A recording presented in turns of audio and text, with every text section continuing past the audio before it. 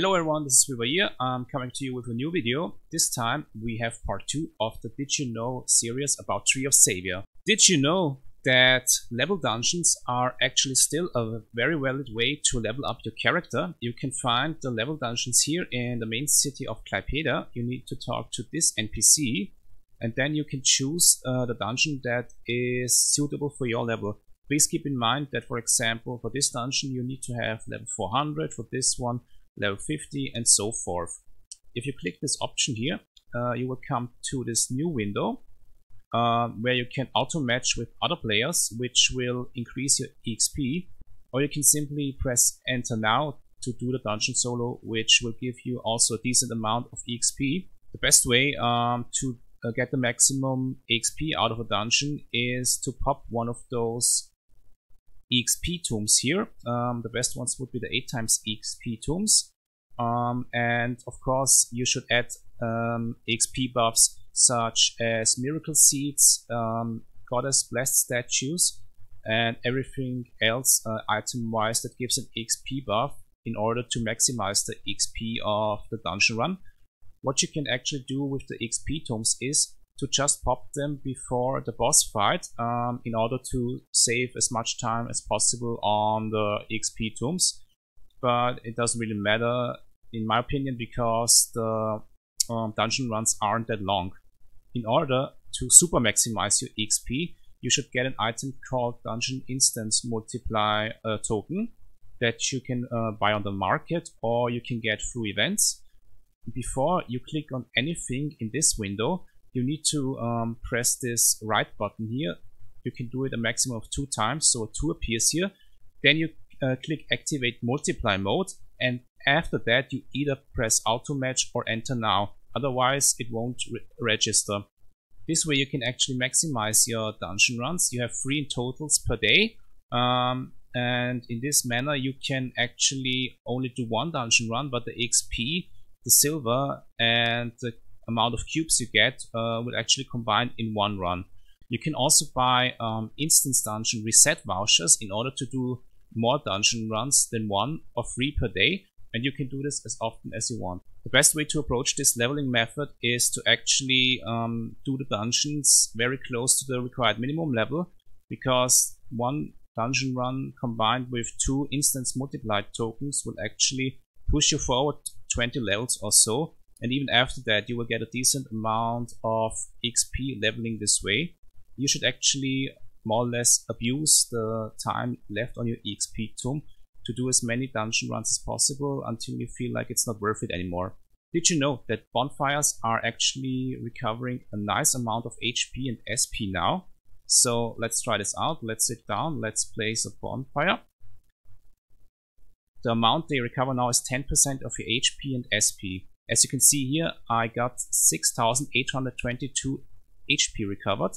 And if you look closely, you will see that I will also get 565 SP per tick from the bonfires. This is also a nice way to recover your HP and SP. Probably not the best method to use in a hectic boss fight, but certainly an alternative to potions if you are short on money. Did you know that all classes can dash now? As you can see here, I'm playing a scout base class and I can dash around quite fast. Scouts are actually the fastest dashing class, but their stamina depletes the fastest out of all 5 base classes. The other base classes are a bit slower, but they of course have a lower stamina consumption, and all the base classes sprint at different speeds. But it's really a nice way to move around the world in Tree of Savior, because before that only swordsman classes could dash, and that was kind of unfortunate for all the other classes. Did you know that jumping around is actually a viable way to avoid enemy attacks? Yes, it sounds silly, but the jump function in Tree of Savior is actually used as a way to avoid enemy attacks, since enemies in late game actually have nasty attacks and deal quite a big amount of damage. Please keep in mind that every time you jump, 1 stamina point is actually depleted from your stamina bar. Did you know that all bosses in challenge modes have a 3-second invincibility mode after spawning? Please keep that in mind if you do challenge modes, and don't just attack bosses the second they spawn, because you are going to waste your overheat charges. This invincibility mode is indicated by a bluish icon with an arm that is flexing above the bosses. Did you know that XP tombs that are timed can have their timer deleted simply by combining them? What you need to do in this case is to go to this item merchant. You need to go to the third page, and then you will see a recipe for a 4x XP tomb and an 8x XP tomb. So in order to delete the timer, you would need to have 4 normal XP tombs in total. What you need to do is sit down, activate this button here on the lower half, and then you can craft your 4x XP tombs or 8x XP tombs. As you can see here, in order to do this, you would need to have 4 individual normal XP tombs, and then you can craft your 4x XP tombs. And if you have 2 4x XP tombs, you can craft an 8x XP tomb. After you created one of those items, the timer on the XP tombs will be deleted and you can use these items forever. Since most of the XP tombs you get in the game via events and so forth are having a timer that will count down for the next 14 days, and if you don't use the XP tomb, it will be deleted from inventory. And doing it this way by combining them can actually, as I said, delete the timer, and you can use the XP tombs forever or at your leisure and anytime you want. Did you know that my advice to you is to actually not do item identification until later in the game when you can get level 430 items? The idea behind this is that 95% of the time you will probably not get any good stats out of item identification, and you will waste a huge amount of money with the amount of unidentified equip you will simply get by doing quests and doing challenge modes. The better idea is to go to this blacksmith and actually dismantle these items in order to get nuclei powders and sierra powders, which are consumables that are used for crafting and actually gaining XP on certain new equipment and many other things in the game. It's actually a better way to dismantle the unidentified equipment this way, because otherwise you will end up with a huge silver sink with not much coming out of it.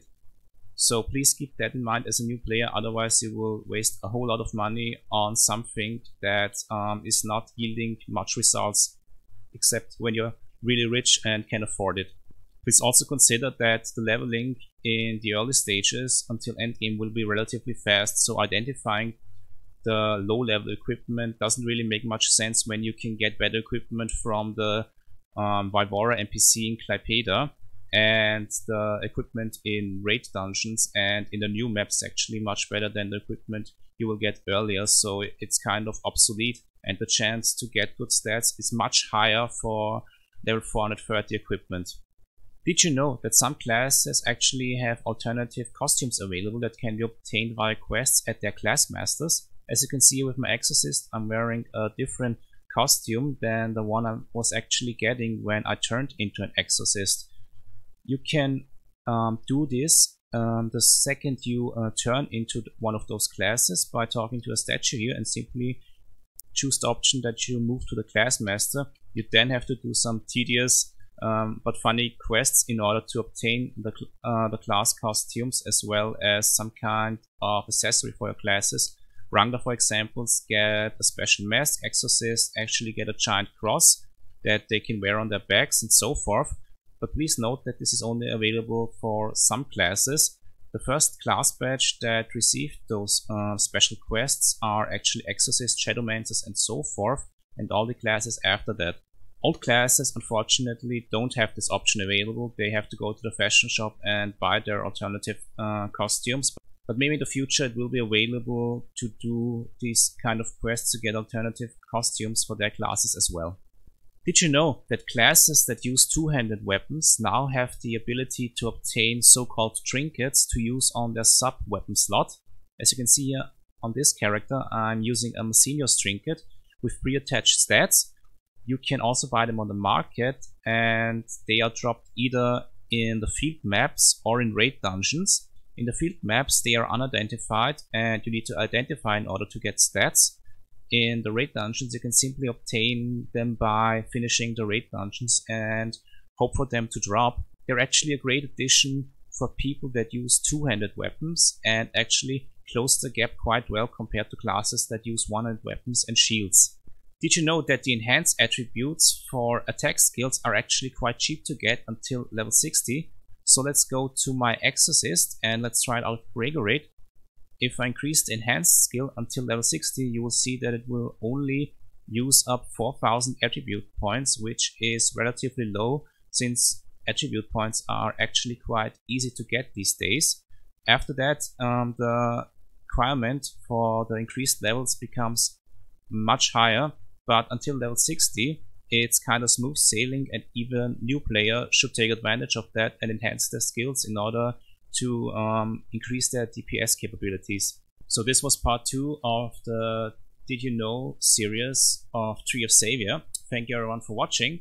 I might consider doing additional parts. So if you liked the video, please leave a like, leave a comment, subscribe to my YouTube channel, hit that notification bell, and follow me on my Twitch channel. Thank you very much, take care, and until next time.